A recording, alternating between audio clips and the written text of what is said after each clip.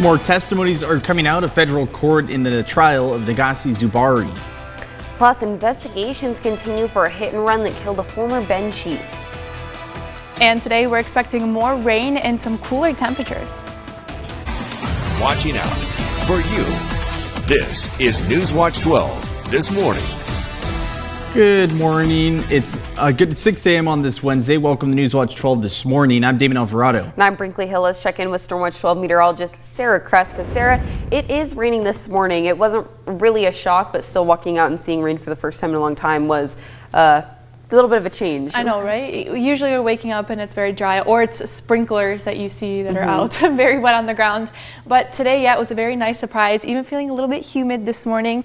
But as we're taking a look at what we're seeing outside right now, we're still seeing some rain, especially along the Cascades, down into Northern California and over towards Lakeview. We'll also probably be seeing some showers as we're heading out to the bus stop this morning around most of the region. So definitely take that rain jacket out with you.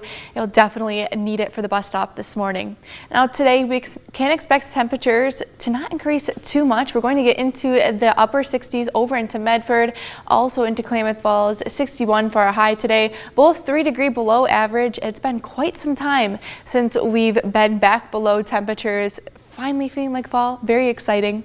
But this morning you'll also notice it is feeling a little bit warmer, I should say, over east of the Cascades. See a big temperature difference from what we saw yesterday, waking up about 16 degrees warmer, and we're 14 degrees warmer over into Klamath Falls. But as we head into tomorrow, we're waking up with some cooler temperatures. We'll talk more about what we can expect for the whole region coming up soon. The second week of Nasi Zubari's federal court trial is underway in Medford. A witness from Klamath Falls walked the court through the night of one of the kidnappings. NewsWatch 12's Jerry Howard was in court. Greg Lara Jr. says he knows one of Nasi Zubari's kidnapped victims. She's a nice girl, quiet, friendly. She'd probably do anything to help anybody.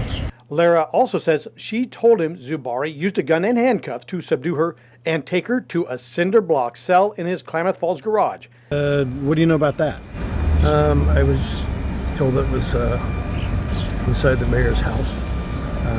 He had built a concrete cell down there to keep people that he would kidnap, or allegedly kidnap.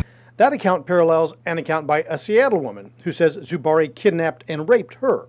Lara testified in court Tuesday he was the lead bouncer at Pikey's Irish Pub in Klamath Falls, May 5th, 2023, when the woman was a regular customer there for Cinco de Mayo. Lara also identified Zubari from pub surveillance camera images as entering the pub that night, the only night he's ever seen Zubari there. What sort of sense you might have picked up from Mr. Zubari at the Pikey? I didn't really know him that well. He only came in the first time. That was the first time I ever saw him coming in. Lara said he never saw Zubari interact with the woman while she was inside, and he said the woman was drinking, yet not excessively, leaving before close, and Lara, walked her outside to keep her safe as she left alone. Lara testified he was later asked for Pikey surveillance video, and though it never showed Zubari and the woman interacting inside. Did you saw Zubari on surveillance video? Yes, sir. And how did he approach her? How did that happen? He talked to her outside, apparently, and they saw them walking off. And then they went out of the camera view.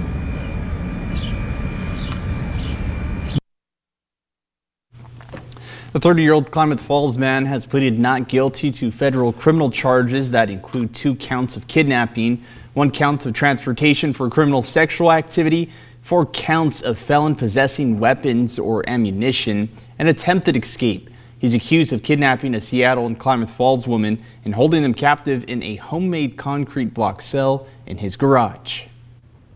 This morning, Medford police are still investigating the hit and run on Highway 99 that killed a former Ben chief. Jason Thomas and his wife Nikki moved to Medford so she could start a job as a nurse. A driver crossed into a bike lane when Jason Thompson was riding his bike, striking and killing him.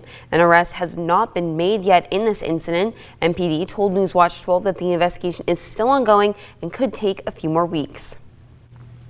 And happening now, a crash on I-5 has a closure on one northbound lane. The crash happened around 5 a.m. 7 miles south of Ashland. And another crash happened earlier this morning over a mile away south of the closure. Both crashes are currently causing about a 20-minute delay. It's unclear when all the roads will reopen, but there is a lane open, so just be sure to use alternative routes if you can this morning.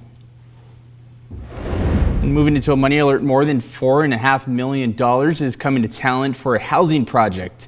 The city says $4.5 million in grant funding will be used to remove temporary infrastructure that was installed to support the Gateway RV Park. The funds will also help install new infrastructure such as storm drains and water and sewer utilities. This will support retail and permanent residential uses. The project must be completed by February 2nd of 2028. ODF Southwest is investigating two roadside fires that broke out near Frontage Road and Speaker Road in Wolf Creek. Multiple agencies responded to the fires, including ODF, Rural Metro Fire, Glendale Fire, and the Josephine County Sheriff's Office. Firefighters were able to put out both fires at about 1/4 of an acre. The city of Grants Pass is asking residents to help keep Dollar Mountain trails in the best shape that they can be. The trails are currently fresh, soft, and vulnerable as contractors prepare for surfacing. All trail users, especially motor-powered users, should stay off the new trails that are under construction. They've been marked as closed in places for about 5 miles of trail. Construction is to happen in late December. And we're now over 2 weeks into our 34th annual Coats for Kids, and we're already seeing donation barrels overflowing in multiple places across the region. Yeah, our partners across the region have been telling us that their barrels have been overflowing, and we've just received a lot of those coats upstairs here at our station. So if you have any new or gently used children's coat to give, you can drop it off at one of our more than 50 donation barrels in Jackson, Josephine, and Klamath County. A full list of those can be found on our website, kdrv.com. And NewsWatch 12 just appreciates everyone who has helped us with this campaign so far. If you don't have a coat to give, you can also donate to our Coats for Kids drive online or by check. We have all of that information on our website. Thank you so much for everyone who's supported us so far.